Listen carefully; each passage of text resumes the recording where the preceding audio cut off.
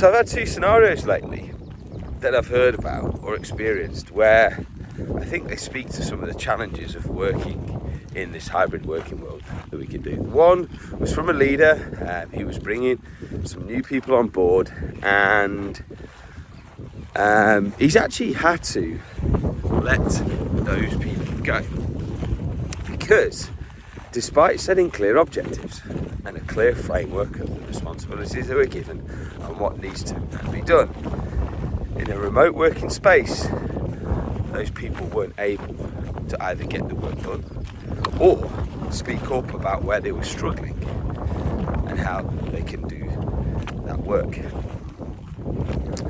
Now, the other scenario is a deadline set for someone who was highly capable as an employee, and they didn't meet the deadline because other priorities came on board. And what I noticed in both of these scenarios was two things: frustration from both the leader, but also frustration from the individual. And I think that's where in this hybrid working world, it's really important for organisations to pay attention for how the work is going to get done that's being asked of people.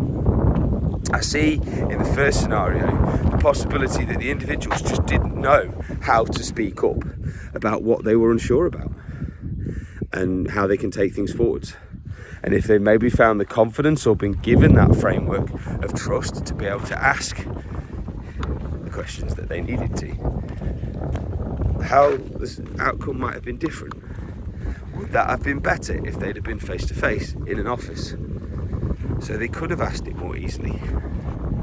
But also, in the second scenario, I see the importance of individuals who are working remotely to keep that regular communication with their line managers.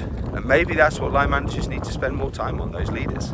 They need to spend more time thinking, how can I create space in a hybrid working environment to connect with my teams regularly so they feel like they have the space to ask what they need to in order to get the work done that ultimately is being asked of and sought out to achieve.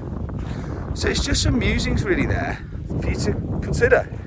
How, as a leader, can I create those spaces and those connections with people so they can learn and grow and achieve what's asked of them? And for the individuals involved, how can they just start to ask the questions that are really, really important to getting their work done, however trivial they might seem? Some food for thought for the day.